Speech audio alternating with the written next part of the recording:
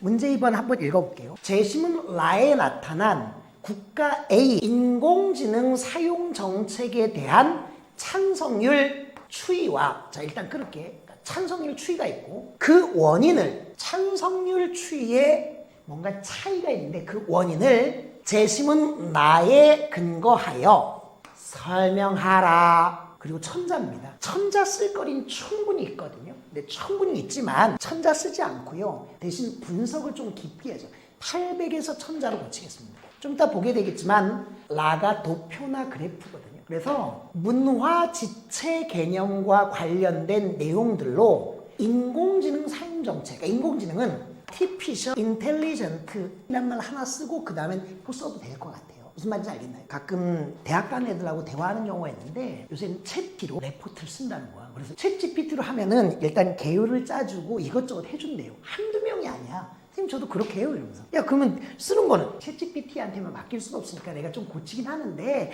그냥 개요나 이런 건 다 잡아줘요. 그랬더니 조교하는 애가 있거든. 조교하는 애가 선생님 챗GPT로 하는 거는 다 알아낼 수 있어요. 그래서 표절 검사하듯이 챗GPT 검사하는 게 또 있대. 이게 뭐 하는 짓이냐고. 기계를 이용해서 앞서 나가고 기계를 이용해서 그걸 또 잡아내고. 앞으로 더 심각해질 텐데 그래서 차라리 그냥 손으로 써서 레포트를 검사하는 게 제일 나을 것 같아. 역으로 논술이라 부흥할지도 모르겠다는 내가.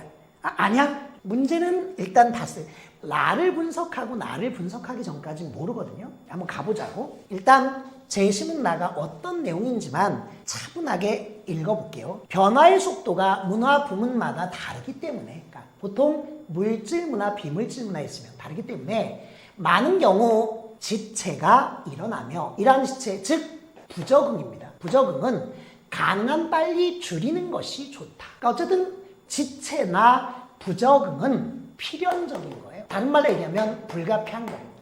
이와 같은 주장을 좀 더 공식화하면 다음과 같다. 그러니까 일반화시킨 게 요 내용이니까 요게 전부예요. 자, 천천히 보자. 사회 구성원은 물질 문화에 둘러싸여 생활한다. 물질 문화. 물질 문화란 자연적인 것이 아닌 사회 구성원들이 인위적으로 발명해낸 것으로 주택, 공장, 기계, 상품 일반화됐으니까 어쨌든 인위적인 품인 거네. 하지만 한 사회에선 이런 물질 문화를 적절하게 이용하기 위해 사회 구성원들은 관습, 믿음, 풍속, 의례, 철학, 법체계 등의 비물질 문화 부문도 필요하다. 이런 걸 조금 상식적으로 얘기한다면 물질 문화에 대해서, 물질 문화는 기술적인 요소를 포함하는 이 물질 문화를 제대로 활용하기 위한 혹은 사용하기 위한 제도 문화, 관념 문화가 있는 거예요. 이게 비물질 문화라고 얘기합니다. 법제도, 그 다음에 관념의 대표적인 게 의식인 겁니다. 들어가보자고. 기술 발전에 따라 물질 문화가 발달하게 되면 비물질 문화도 함께 변해야 하지만 많은 경우 비물질 문화의 변화 속도가 물질 문화보다 변화 속도를 따라잡지 못해서 지체 현상이 나타나더라고요. 그러니까 물질 문화는 매우 빠르게 변화되는데 반해 비물질 문화인 제도나 관념 문화가 상대적으로 더디게 발전하면서 이러한 정도의 간극이 생기더라. 이 간극을 뭐라고 했냐면 지체, cultural 렉 걸렸다 이렇게 얘기하고 하더라. 사회문화에도 나오고 일반적으로 아는 상식적인 얘기입니다. 더 가보자고. 이러한 지체의 원인은 사실 이게 되게 중요해요. 아까 추이의 원인을 분석하라고 했거든. 이제부터가 중요한 거네. 원인은 여러 가지다. 우선이 첫 번째, first 우선 사회는 이해가 다른 여러, 이때는 이롭고 해롭고 이해관계의 차이입니다. 원인, 이해관계의 차이. 특정 집단만 원할 수도 있다. 예컨대 노동자들의 상재 보상법은 기업가 입장에서 받아들이기 어려운 거죠. 그래서 노동자의 숫자가 많으면 많을수록 위험한 노동자는 더 일찍 통과될 것이다. 또한 두 번째야, second 이런 거, another 이런 거예요. 사회가 비물질 문화에 부여하는 가치의 원인이 될 수 있다. 두 번째 원인은 치관의 차이인 거야. 그러니까 사회 구성원 간의 물질 문화의 도입에 따른 이해관계가 달라서, 그리고 물질 문화에 대한 제도나 관념들, 의식이나 이런 가치관이 달라서 지체 현상이 나타난다는 거예요. 사회적 관습이나 도덕적 규범, 전통적 가치 등이 여기에 속한다. 가치관. 이러한 관습이나 규범, 가치들은 오랜 기간 많은 사회 구성원들이 지켜온 것으로 습관이나 사회적 압력, 과거에 대한 애착 등의 이유로 쉽게 바뀌지 않으며 일반적으로 잘 봐. 젊은 세영, 연장자 세대, 그러니까 청장년층이나 노년층하고 유소년층이 다를 수 있다는 거예요. 이건 세대 간 특히 가치관은요, 젊은 세대하고 연장자 세대가 꽤 많이 다를 수 있다는 거야, 가치관이. 아까 이제 내가 챗 GPT 얘기를 했는데, 내가 그런 거에 거부감을 느끼는 건 내가 논술 선생이어서 그런 것도 있어. 그런 것 때문에 글 쓰거나 이런 것들이 쫓겨날 수도 있잖아. 문학과가 무슨 필요가 있어? 챗 GPT가 다 해주는데. 거기에 끄떡거리지 마시지. 갑자기 기분 나빠져. 그리고 또 하나는 글로 쓰는 거에 정감을 느끼던 사람이 뭔가 딱한 그런 말투에 기계음이 예수이마스 노 언닙니다 이러면 되게 기분 나쁠 것 같아요. 이해됐나? 여기까지? 왜 그렇게 의문하게 웃냐? 요새는 챗 GPT가 대세야? 야, 나도 근데 그거 써먹어. 유튜브 편집하고 이럴 때 목소리하고 이런 매칭시키는 거 다 그걸로 잡아줘. 편하더라고. 근데 전혀 엉뚱한 말로 해석되는 경우가 있어. 자, 재심은 나는 문화지체란 이런 거고 그 원인은 두 가지다라고만 얘기했고 특히 요거까지 얘기했거든. 이제부터 표 분석을 차근차근 해볼게요. 제가 원래 작은 글씨, 철제자, 의도, 주제나 제목, 항목 이런 얘기를 했는데 그거에 따라 한번 천천히 분석해 보도록 할게요. 재심은 난데 실은 학생들은 표에만 집중하다 보니까 표에 대해서 사전 설명하는 거, 특히 이런 당구장 표시 있잖아요. 이거 되게 중요한 거거든. 근데 대충 막 가더라고. 그러지 말자고. 일단 읽어볼게요. 국가 A에서, 이거 한국이라고 생각하자. 10년에 의사, 변호사, 회계사, 약사 뒤쪽에 사자 붙으면 학원 강사 빼고 교사까지 넣고요. 전문직이라고 얘기해. 전문직의 업무를 대신할 수 있는 인공지능을 도입하였다고 가정하자. 근데 사실 가까운 시일 안에 그럴 가능성도 있습니다. 실제 인간 의사보다 AI 의사가 암 진단을 보다 정확하게 한다는 통계가 있는데, 물론 통계에 분모 분자를 뭘로 넣었는지에 따라 다를 수 있거든. 그리고 어차피 AI가 훈련하게 하는 것도 인간의 경험과 관련된 거니까 쉽게 말을 못할 수는 있어요. 근데 어쨌든 그런 것도 있고, 지금은 공인회계사를 포함해서 회계법인이 인간이 계산하는 것보다 엑셀로 계산하고 AI로 계산하는 게 더 정확한 건 현실로 나타나고 있거든. 인간보다 계산이 훨씬 빨라요. 옛날에는 주산으로 빠른 사람이 슈퍼컴퓨터보다 빨리 하는 걸 얘기를 했다면 지금은 그런 얘기 하는 사람 아무도 없어. 자, 계속 가볼게. 도입 이후 10년 동안의 찬성률이야. 그러면 찬성하는 사람도 있고 반대하는 사람도 있습니다. 예를 들어 15년생, 2015년생한 응답자는 25세가 되던 해에는 60%가, 35세가 되던 해에는 61%가 이 정책에 대해 찬성. 자, 일단 2015년생이면 얘네가 몇 살 때 요 정책이 도입된 거야? 5살 때 도입된 거야. 5살 때. 그리고 얘네가 25세 되던 해면 얘네가 청년이 됐을 때야. 보통 20살 정도 되면 청년이라고 말하거든. 선생님, 15세에서 64세가 청장년층이니까 만 15세만 넘으면 되잖아요. 그런 얘기는 하지 말자. 그 다음 35세. 그로부터 10년 후에도 찬성률은 큰 변화 없네. 그 다음 애들이 이걸 잘 모르던데 해당 정책의 실수란다. 인공지능 도입 정책 혹은 A 도입 정책, 더 줄여서 AI 정책이라고 해도 돼. 처음에는 원문 그대로 인공지능 도입 정책, 그 다음은 A 도입 정책, 그 다음 더 줄이면 AI 정책이라고 해도 돼. 쓸 때 실시 이후 국가 A에서는 대학 진학률이 지속적으로 감소했다. 이게 무슨 뜻인지도 한번 좀 생각해 볼게요. 부모 세대가 있어. 저는 1993년에 대학 들어가서 90년대 말에 대학을 졸업한 세대거든요. 여러분들은 2024, 25, 26년도 정도의 대학에 가서 28, 29, 30년 정도의 대학을 졸업할 가능성이 있습니다. 근데 대학에 왜 갈까 이런 거야. 대학에 왜 가? 왜 가고 싶어? 대학에 왜 가고 싶어? 이런 얘기하면 애들이 다들 가니까요. 이런 사람도 있거든. 근데 내가 대학에 가고 싶었던 거는 부모님의 의지는 사자 든 사람 중에 집안에 판사, 검사, 변호사 정도는 있어야 되지 않겠니, 권봉아? 제가 꼭 해야 돼요? 라고 얘기하지 않았습니다. 알았습니다. 제가 그런 거까지 할 수 있죠 뭐. 그렇게 해서 갔어. 진짜로. 부모의 바람도 있고 제 욕망도 있었던 거죠. 다 그런 건 아닌데 원래 대학이라고 하는 건 큰 대자고 이거 배울 학자거든.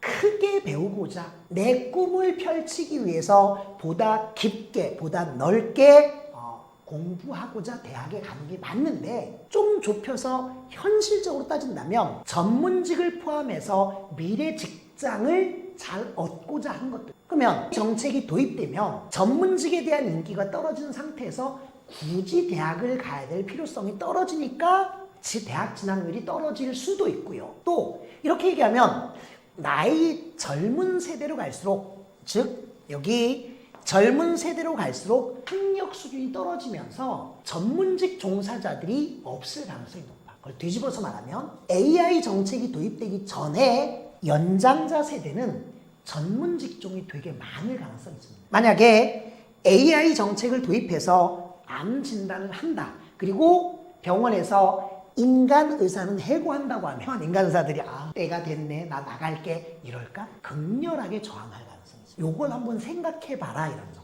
됐나? 자, 이 상태로 우리 이제 볼게요. 드디어 나왔습니다. 요건 놔뒀고요. 잘 보일지 모르겠어요. 여기서는 되게 잘 보이걸라? 저쪽도 잘 보이네. 지우다가 이런 것도 막 지워버리는데 이제는 알았어. 이런 거 지우면 안 된다는 걸. 자, 천천히 해볼게. X축하고 Y축이야. 일단 천천히 보면 조사 시점에서 응답자의 연령입니다. 조사 시점. 그러니까 이때 한번 조사했고요. 25세 때, 35세 때, 45세 때, 55세 때. 그러면 사람들은 나이를 점점 먹죠. 하나만 읽어볼게. Y축. 인공지능 사용 정책. 이걸 AI 사용 정책, 줄여서 AI 정책이라고 얘기하며 그 정책에 대해 일단 2015년생, 2005년생, 1995년생 누가 더 연장자 세대야? 이게 상대적으로 연장자 세대. 이게 상대적으로 신세대야. 그럼 여긴 낀 세대입니까? 그런 얘기는 하지 말자. 얘는 9세대예요. 우리가 알고 있는 건 문화지체란 말만 알고 있다. 착각하면 안 돼. 자, 1995년생이 25세가 됐을 때 그러면 95년이니까 얘네가 2005년, 2015년, 2020년 얘네가 25살 됐을 때가 2020 그때